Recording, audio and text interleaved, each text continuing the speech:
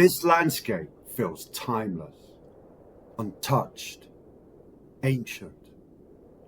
But not so long ago, this was a very different world. This is a journey back in time to explore life during the Ice Age in the Colombian Andes.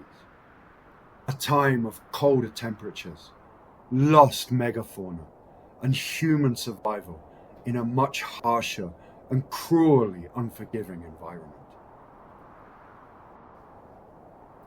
The forests were pushed lower down the mountains, and the Altiplano Cundiboyacense became more open, more exposed, a vast, windswept and mountainous páramo.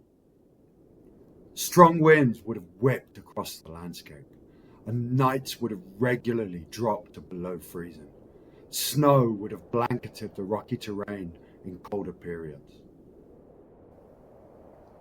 Glaciers covered the highest peaks, feeding the life-giving lakes, rivers, and wetlands below. The Bogotá savanna was dominated by the ancient glacial Lake Humboldt, the remnants of which form the sprawling Bogotá marshes that still exist today.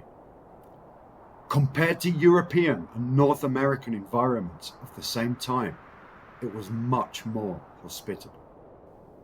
Despite the harsh conditions, this was not a landscape devoid of life. Humans thrived here. Megafauna moved across these plains, including the mastodon and the enormous giant ground sloth. Predators were also present, including smilodons, also known as saber-toothed cats. But most life here was smaller and more important to daily survival. Now extinct camelids, rabbits, deer, birds, fish, and a wide range of plant life. Even in this environment, the land offered what was needed if you knew where to look. The first solid evidence of people in Colombia dates back over 13,000 years. Some may say longer. Among the earliest known sites in South America. The first evidence of people in the Americas from White Sands in New Mexico dates back over 20,000 years. Where these people came from is a mystery. But we know they were here, in the Colombian Andes. People would have lived in camps near to water and food sources. Small groups were most likely between 20 to 30 people, made up of hunters, gatherers, fishermen, child carers, and craftsmen, maximizing resources during dry and wet seasons. Over time, these groups would have grown larger, offering more free time for artistic expression and the basis of collective ritual behavior, gradually developing into the beginnings of South America's first agriculture around 9,000 years ago. Man-made structures and natural rock shelters would have provided protection from wind and cold. They would have possibly made sunken homes, as tribes in similar environments do today, structures using wood or animal bones as frames, built on higher ground to give viewing vantage points and protection from floods, predators, and other humans, which would have been covered with reeds, grass, and animal skins to give warmth and welcome relief and rest from freezing nights, much the same as structures still built today by nomadic tribes on the Siberian steppe. Fire was essential to survival, for warmth, cooking, and food preservation, and safety, and various small fires would have been maintained in the camps. Due to the lower temperatures, clothing would have been indispensable, and would have been made from animal hides, fur, and natural fibres, and worn in layers to trap body heat. Grasses and reeds could be woven into mats, rope, baskets, and simple but sturdy structures. Reeds could also be used to make canoes, as tribes living around lakes still do today. Pictograms and petroglyphs found within rock shelters at higher altitudes on what would have been otherwise unreachable islands within the glacial Lake Humboldt at the time implies the use of canoes as a means of transport. Survival depends on balance. Some gathered plants, others hunted, others made tools or prepared materials for clothes and cordage. Labour was shared, shaped by skill, experience, and necessity. Risk management would have been crucial to survival.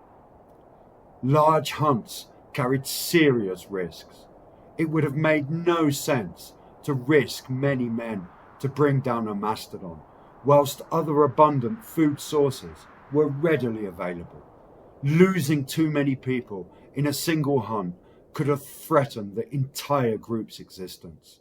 So survival depended not on strength, but on strategy and teamwork. Food came from many sources, not just large animals. Animals like mastodons provided huge amounts of meat, but these hunts would have been extremely rare due to the risk of them becoming mortally dangerous. Lone, wounded, or sick animals would have made a much safer target when the opportunity arose. Most protein came from smaller, more reliable animals: deer, rabbits, birds, many of which still inhabit the Bogotá savanna today. Archaeological excavations have shown that the white-tailed deer was a main part of the diet, as were guinea pigs, with signs of their domestication dating back thousands of years. Armadillos and other smaller mammals also made the plate. Trapping smaller mammals was much safer and practical than risking lives to hunt larger beasts. An abundant supply of fish, amphibians, and waterfowl and their eggs would have kept them close to lake shores, providing a constant flow of easily accessible, low-risk food. Plants were essential. Roots, seeds, and seasonal fruits provided consistent energy, and also as medicine. Many varieties of early tubers would have been collected, as would a rich variety of fruits and berries, many being the forefathers of the domesticated fruit species we still see today in Bogotá. Very little evidence of these people has been found here, but more importantly, very little exploration has been done. And yet, what we do have tells us an amazing story. Stone tools, hearths, bones, unearthed at known sites, show people have lived here for thousands of years. In the 1960s, Colombian archaeologist Gonzalo Correal and Dutch paleontologist Thomas van der Hammen documented the El Abra and Tibito sites, dating them back over 13,000 years. A debated site, Pubenza, also documented by Dr. Correal, was dated to over 16,000 years. Rock art, shelters, and carvings discovered between the towns of Cota and Chía are suggested as being from a similar period. Images like these may offer a glimpse into how these people understood their world. Pictograms, petroglyphs, and rock shelters have been discovered across the Bogota savanna, in sites like El Abra, Suezca, Tequendama, and Cota. They bear testimony to the ancient people.